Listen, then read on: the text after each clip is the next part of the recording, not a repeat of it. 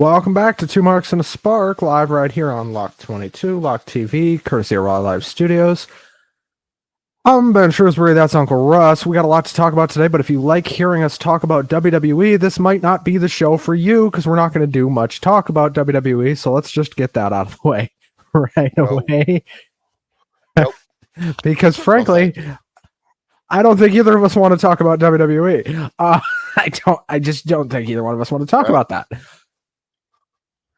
Is my mic coming through? Yes, you're good. Okay. All right. Having a little trouble on my end. Sorry. So the biggest news of the week for WWE, by far, was we finally got CM Punk versus Finn Balor 2 confirmed for Elimination Chamber, which we knew that was going to happen. I'll give you one guess as who's going to win that match, Uncle Russ. Well, I'm going to bet money that it's going to be a CM Punk. There you go. Well, yeah, that would be correct. We also had AJ Lee versus Becky Lynch confirmed.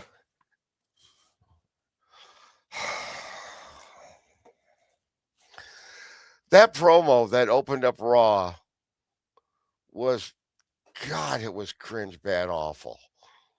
I'm sorry. AJ tried. Cannot talk. Who can't? I know she tried her best with what she gave her, but AJ Lee. What's funny is I think it's a writing issue because AJ used to be really good on the mic. That used to be like one of her big things was she was really good at promos. So I wonder if it's a writing thing. LA Knight. Becky Lynch, as big a star she's been. I'm sorry. Why do you think she's not generating any excitement these days? Because she's a heel. Yeah. And this writing team doesn't know how to book heels. Oh, there's the writer's room. Look at those guys. Oh, wow. It takes that many guys to write wrestling? There's more now. There's more now. It ain't helping. Too LA Knight, Cody Rhodes, and Randy Orton are confirmed for the men's Elimination Chamber. Okay. Rhea Ripley, Alexa Bliss, Tiffany Stratton are confirmed for the women's. There is heavy rumbling that Bianca will end up in that match one way or another. Whether she qualifies or somebody gets jumped and she takes their spot, who knows? But sounds like Bianca Belair is in fact on her way back. I thought she'd be back for the Rumble. And now we're pretty much done talking about WWE because that's all that matters. The two shows they did this week were god fucking awful, if you really want to know. I'd give them both at most a C.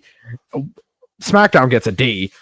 But yeah, there you go. There's our WWE talk for the week. Russ, let's talk about the news. The biggest quote unquote news of the week was Dave Meltzer's a fucking idiot. Well, this isn't really news. I'm not. What more can you say? I mean, I hear about him all the time because he's always saying something stupid. But for years now, I've tried to avoid hearing any news about the guy. And years ago, he seemed like a reliable source. But depending on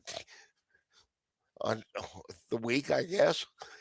Yeah, go ahead and tell him about the Brody King thing. So Brody King was not on Dynamite this week because he was down in Australia for media. Because for those of you who don't know, Australia is almost a full day ahead of the United States.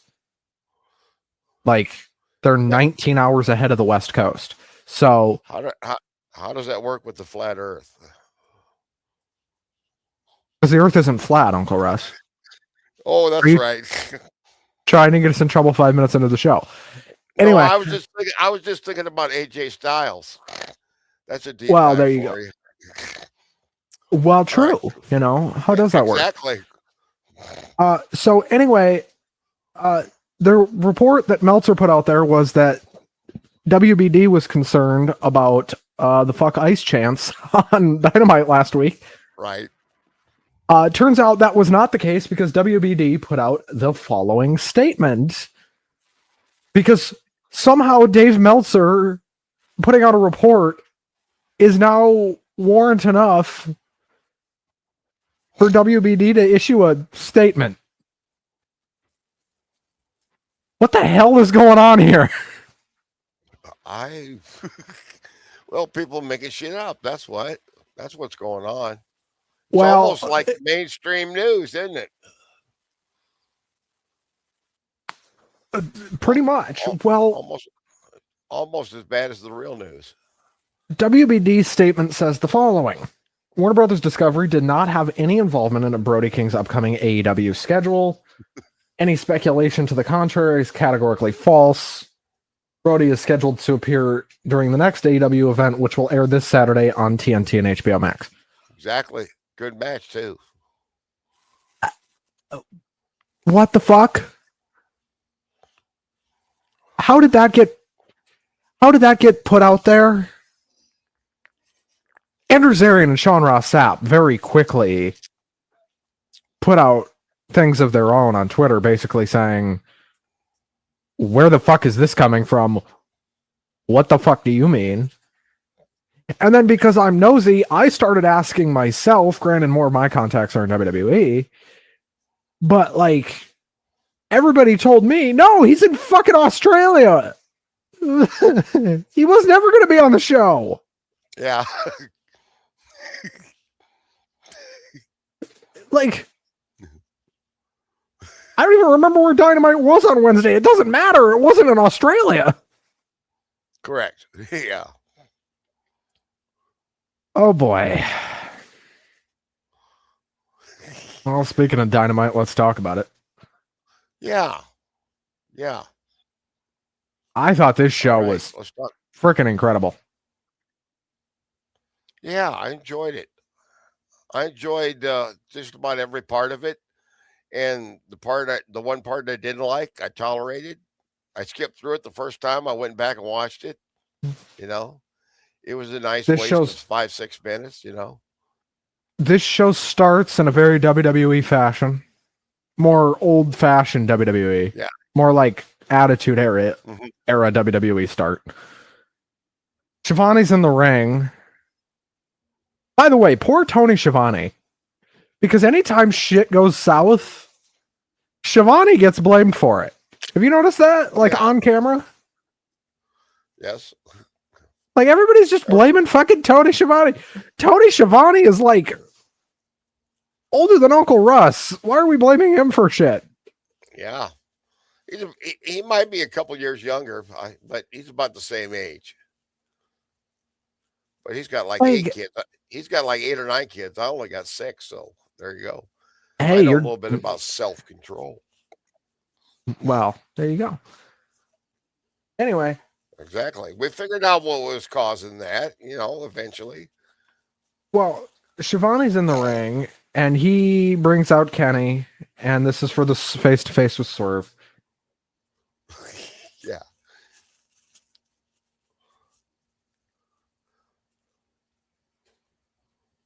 This was interesting. This was interesting, and it seems like they're building... So they announced this match for next Wednesday, by the way. Which, why the fuck they did that, I'll never know. But they set this up for next week. So they're not doing this at the pay-per-view. They're doing Swerve versus Omega on free TV Wednesday. Why? They've been building this up for at least a month. Yeah. Tony said Maximum Carnage. It's probably actually goes back to before World's End, this thing. Right. Well, there's a lot about the whole way the Australia show unrolled that I felt like was a missed business opportunity for Tony Khan.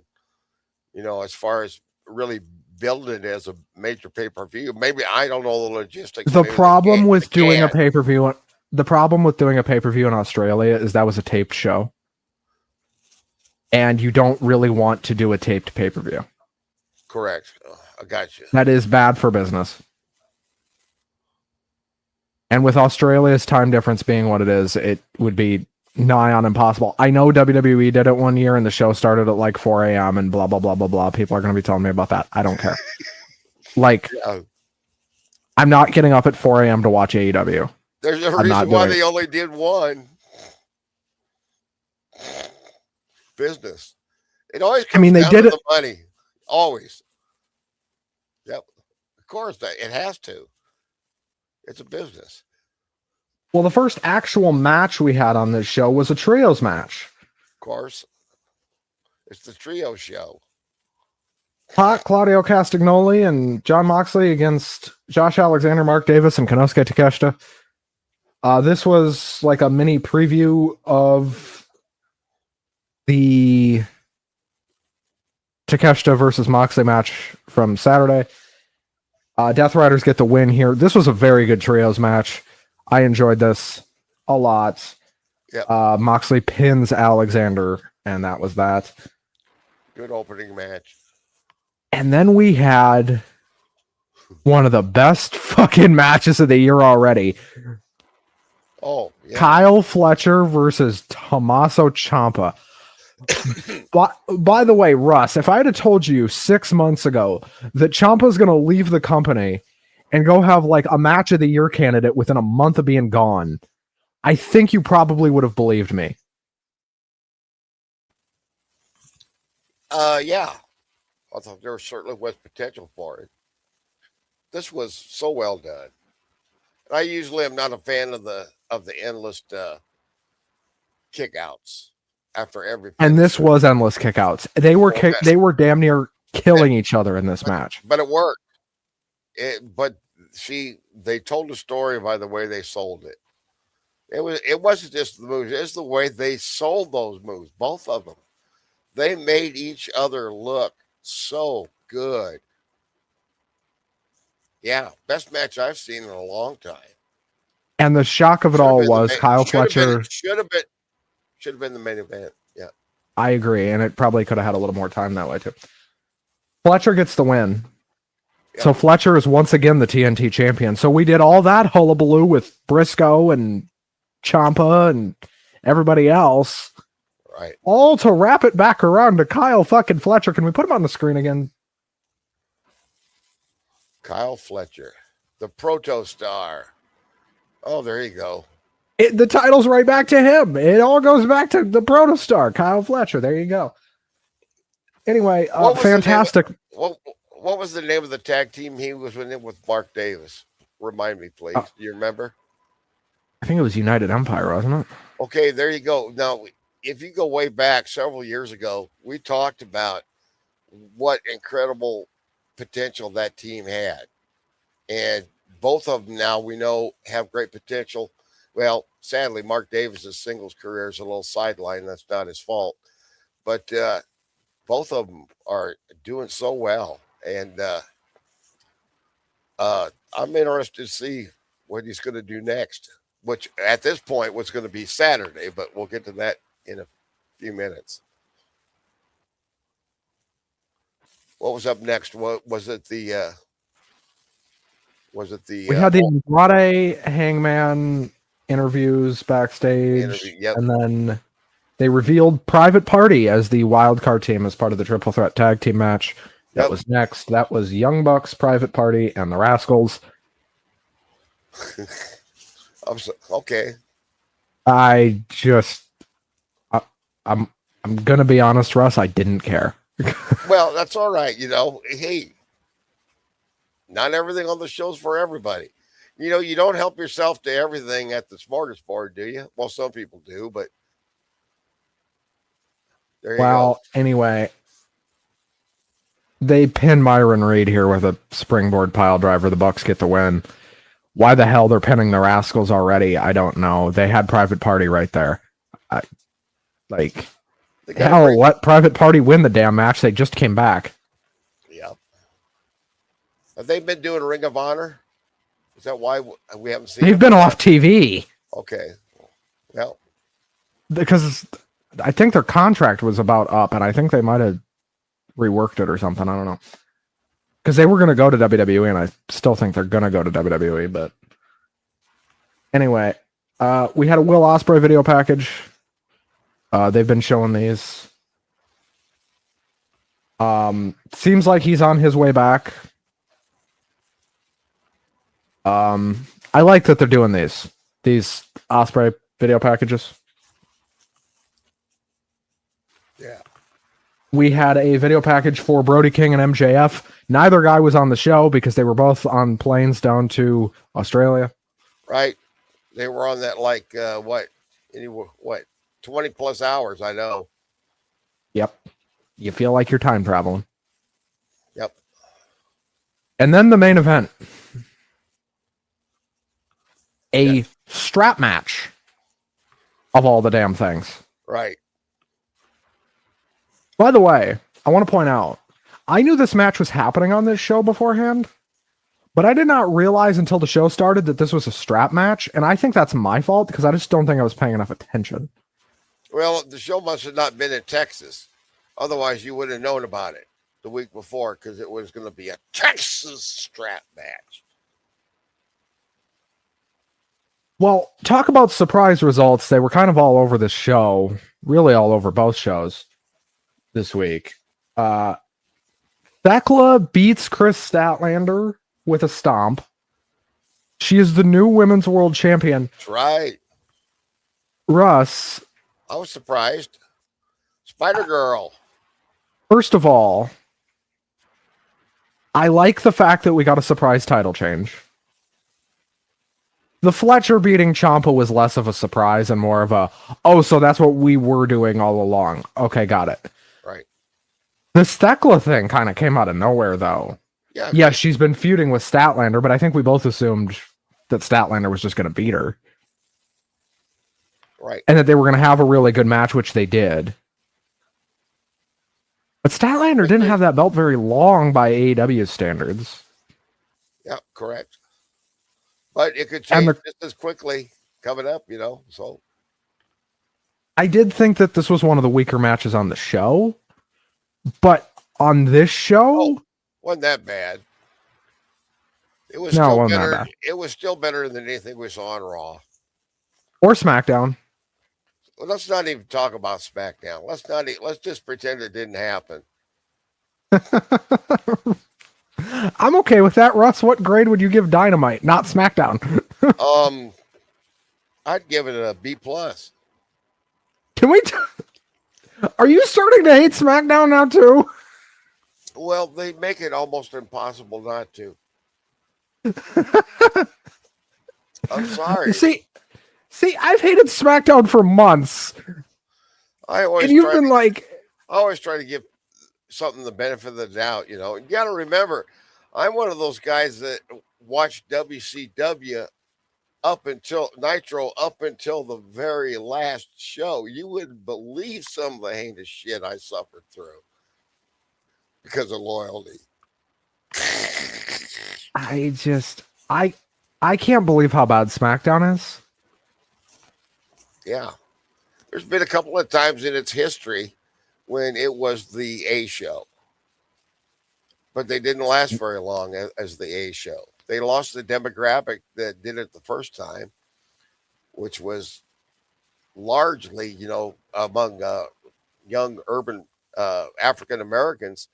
They were like, fuck Raw. SmackDown's the show to watch. And what happened with that, Well, we had the whole era where it was the SmackDown 6, right? Where it was all these future stars headlining the show. We had Edge and Ray and, all these younger guys.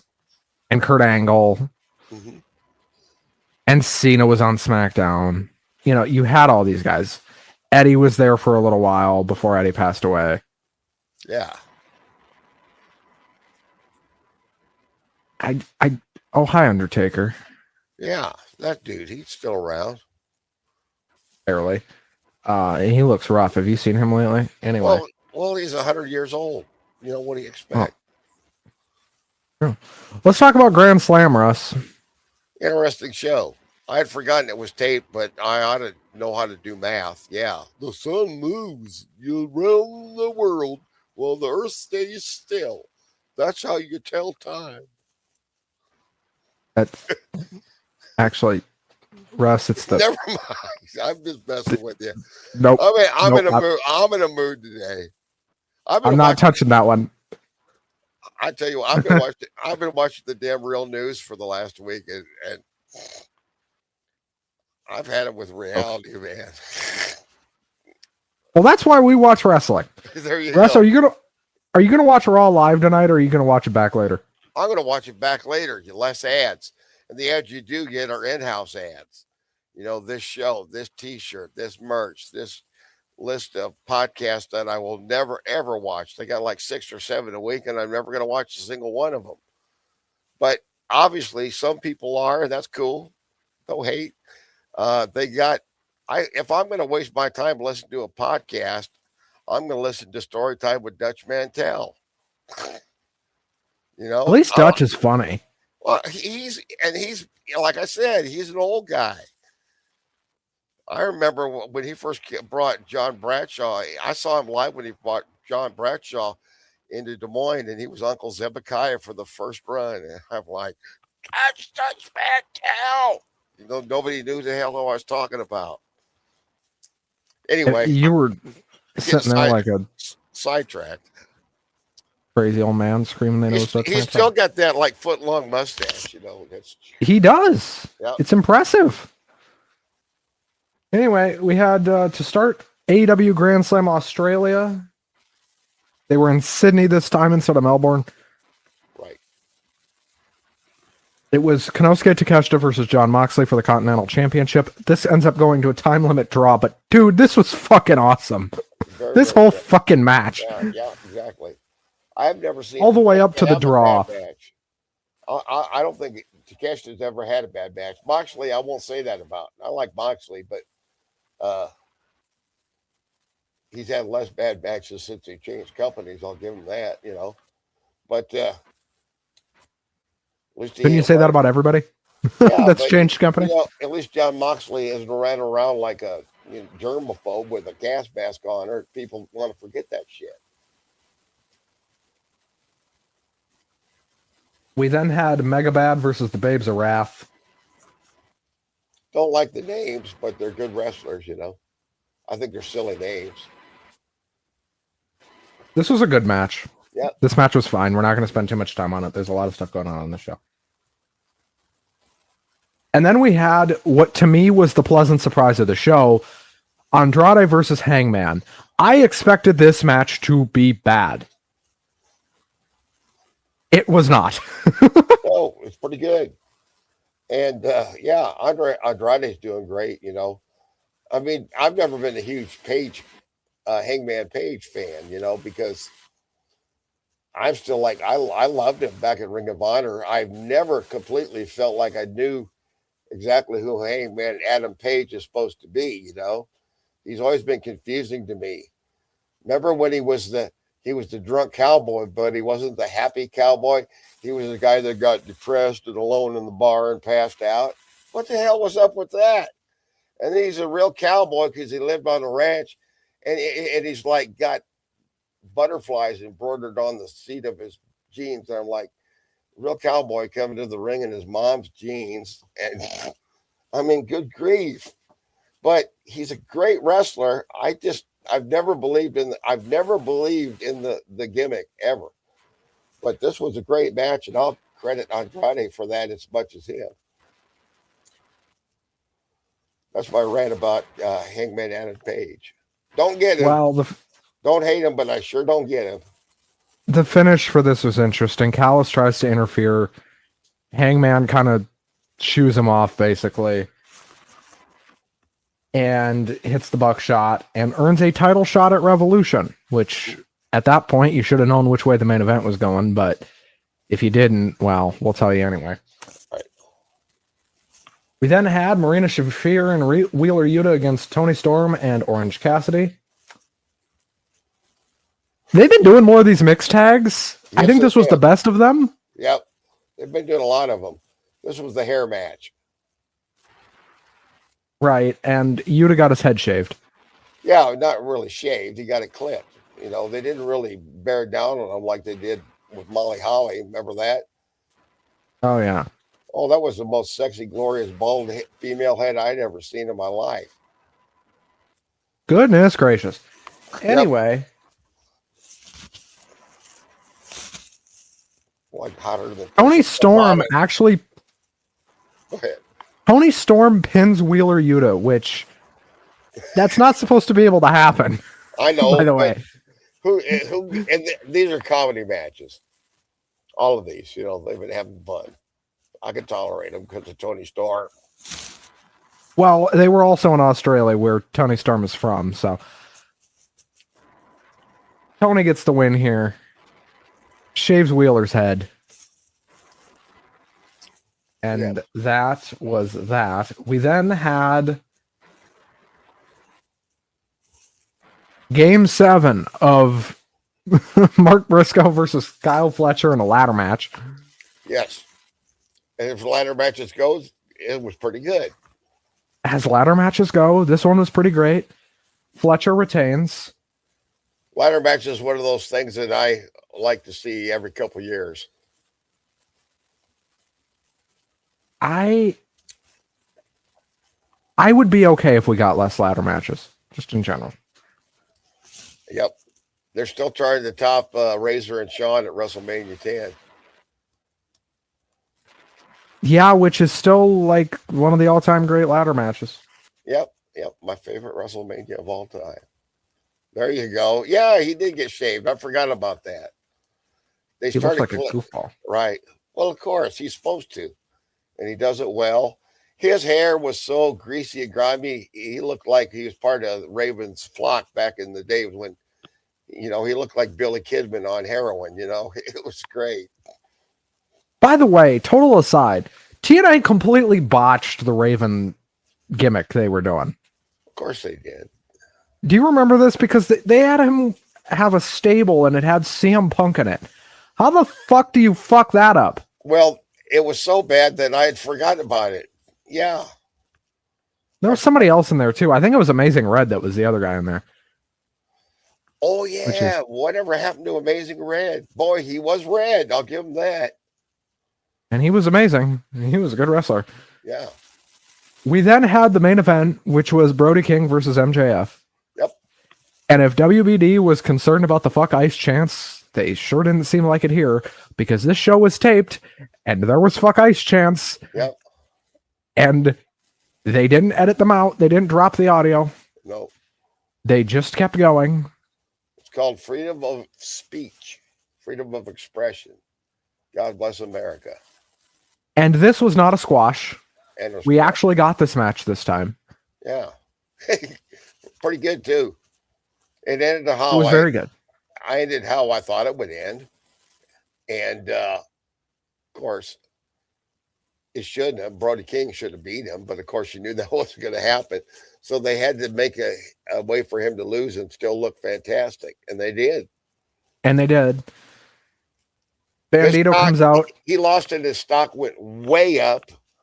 And yeah. I tell you, everybody that works with MJF, I'm sure there's exceptions, but in general, everybody he works with gets elevated.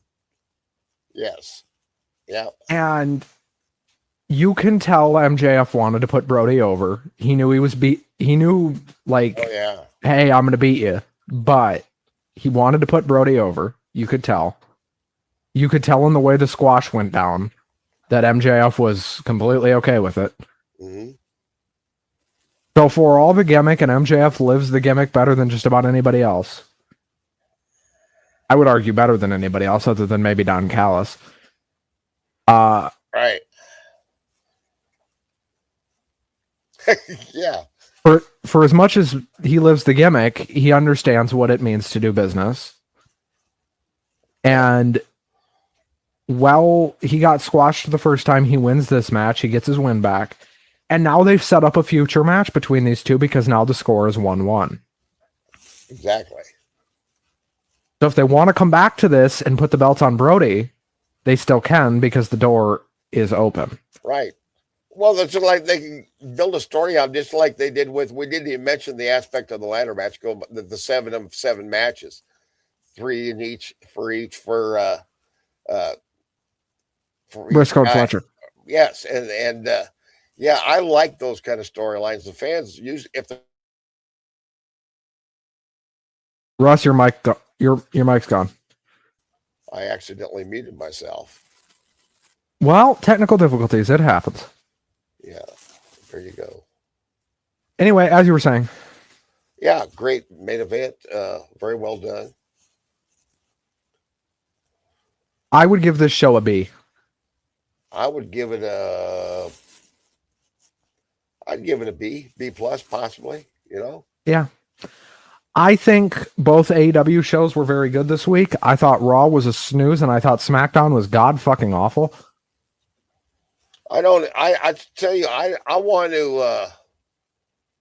I want to forget that SmackDown never happened. You know, I'm tempted to possibly go into my DVR file and just permanently delete SmackDown, except for one thing, and you're going to laugh at this because you're going to think this is ridiculous. The only good thing about the show was when Lash Legend and Nia Jax came in. They had on like Valentine's Day outfits, all pink and red and white, over the top, gaudy and awful. And oh, it was beautiful. I loved it. You're gonna hate that. I'm starting to become a Nia Jax fan. I even like to listen to her on the mic. You know, if you want to, I know I'm older than you. If you want to credit that to possible dementia, feel free. I don't care. I don't know what to credit that to. And maybe the only move she's got worth a darn is the big Hulk Hogan boot. But Lash Legend always, to me, she looks great. And she's only 5'11", which I guess is super tall for a woman in the WNBA. She looks so much bigger than most of the other female wrestlers, but she's only the same height as me. That staging and that lighting really augments that. And like I said, their entrance was so ridiculously campy, over the top. Hell, it was like St. Valentine's Day went to a Hello Kitty party and vomited all over them. It was great. Well, Russ, I think it's fair to say that Dynamite was the best show of the week. There you go. That's. But she had on like a big freaking white veil, you know, and everything like that, you know. Calls herself the bougie bitch. I love that. The bougie bitch. I want some Russ, do you want to swap out SmackDown for Collision? I'm getting there. Well, let's see what they do with that tag team, you know. You need some big women in the tag team. They can do it. Maybe they can't do much, but they can do a little bit, and it's entertaining to me. There you go. You know, actually, Nia Jax has improved a lot as a wrestler. She hasn't injured anybody for about 2 years. I mean, listen to me. Shut up. She's getting better. She's sending less people to the hospital. That's like saying, oh, well, you know, that's like saying to the prisoner, well, you haven't beat the shit out of anybody in 6 months. I guess we'll let you go. That's right. Well, you know, yes, Your Honor, I did kill somebody in that fatal OWI incident, but, you know, it was only one, and then they were very, very, very old, you know, so. Unbelievable. I just think it's fun to disagree about something, because you think basically they're worthless, and I think they're not totally worthless. I don't think Lash is completely worthless. I think Nia is a lost cause. Well, maybe Lash Legend will end up being a better wrestler. That's possible. I don't know. She's not that old. No. Like I said, you know, she's 5'11". That doesn't even sound tall to me, but I guess for a woman, there's that. They got that going on, I guess. Use it on TV if it'll make you look good. Anyway, Russ, I do want to talk about one thing. Yes, sir. Why are they treating Liv Morgan like her Royal Rumble win was like not much of anything? Are you noticing that? Yeah, I don't know. Why does she seem to be so over with the fans, even as a heel, but yet basically she's caught up in the soap opera drama that never ends in the Judgment Day clubhouse, you know, with their pinball machines and the foosball tables, and you know. Do you want to know what I think they're going to do? What's that?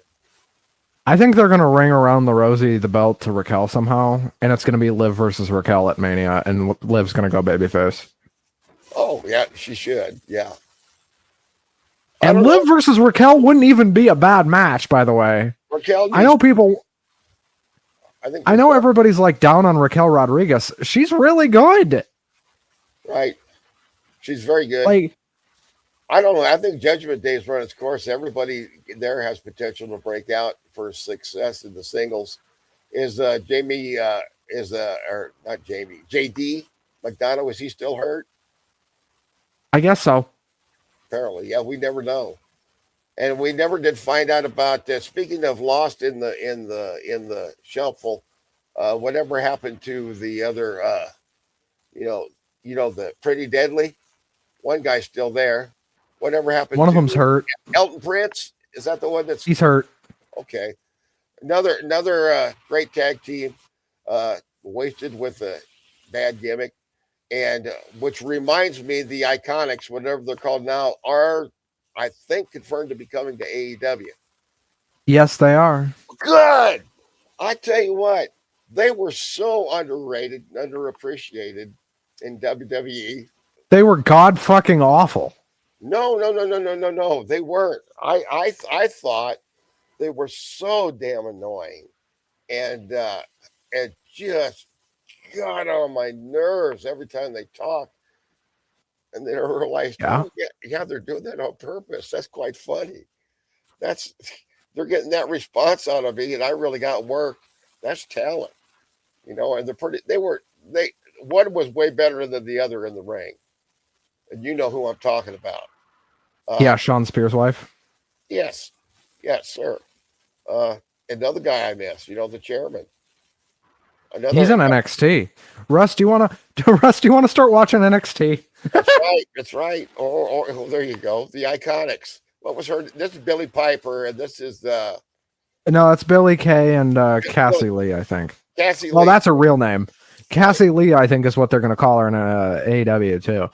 Well, we'll see what happens with those two. From a Fredericks of Hollywood catalog or something.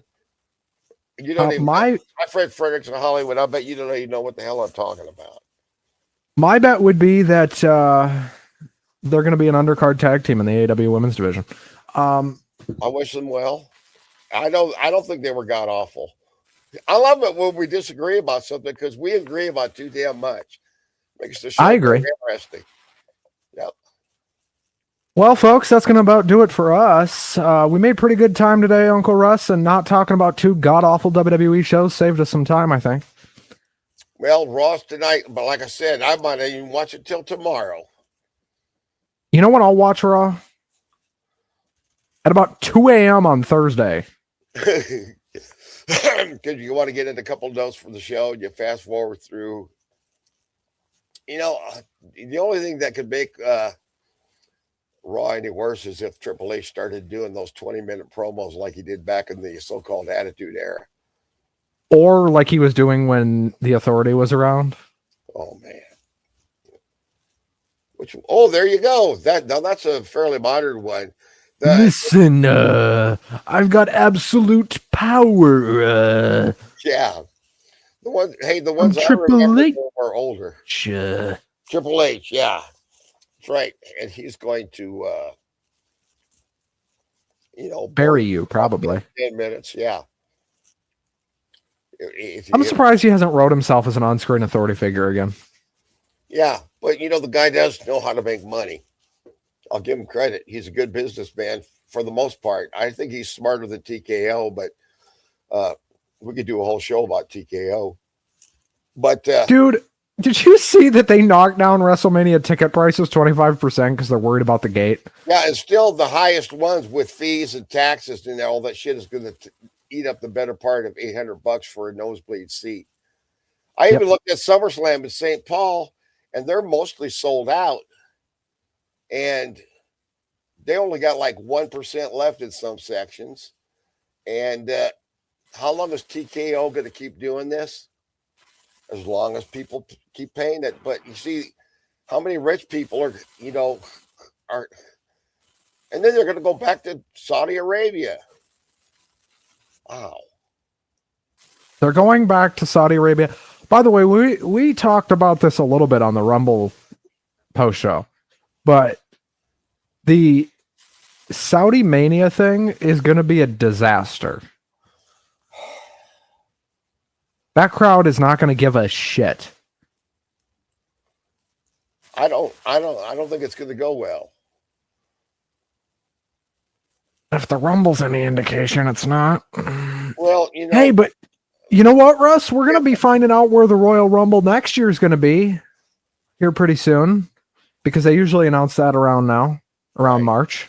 Correct. Let's place our bets. My bet's on either Florida or Vegas. I was thinking Las Vegas right away. That's the first thing I thought of. Las Vegas. Or, you know what? It could be in LA. That's possible too. Could be at the Intuit Dome. Right. Or it could be Viva Las Vegas. Yeah. I'm really worried that WrestleMania is just going to start alternating between Saudi and Vegas. Well, then I'll alternate between not watching it and not watching it. And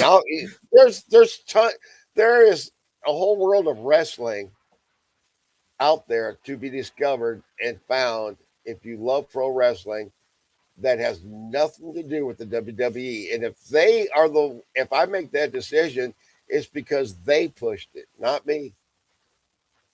I just cannot believe that they've pushed us this far. Like, I thought the Vince years were bad.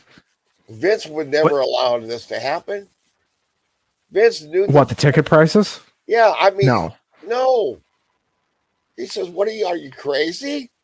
We want families to come to this show." The Sphere in Vegas. You know, they could do that, but the problem with the Sphere is I don't know how the hell they'd get a ring in there. I don't know. The Sphere. Sounds like I heard about the damn Sphere. It sounds like a big overrated bunch of bullshit to me. But what do I know? I sound like a cranky old fart. Make it round. Damon, you know, a round ring would actually be a disaster. People would get hurt. I'm just telling you, people would get hurt. A lot of people would get hurt. They need to save that kind of technology for, like, you know, Pink Floyd laser shows and shit, so that, you know, old hippies can take acid and go there and mellow out for a few hours. That's what that technology should be doing. By old hippies, do you mean you? No. Well, I was born a little bit too late in the baby boom era. When the hippies came along, I was still a kid, so I was just a hippie wannabe. I came of age in the 70s when all the ideals were gone and there was nothing left but hedonism and sex and degenerate. It was horrible. It was this horrible. show's off the rails. All right, folks, that's going to do it for us. If you're watching this live, thank you so much. If you are watching this after the fact, thank you. Like, comment, subscribe, do all that fun stuff. Thank you again to Raw Live Studios for this wonderful studio. We will see you guys probably Saturday, but could also be Sunday. Who knows? Till next time, folks.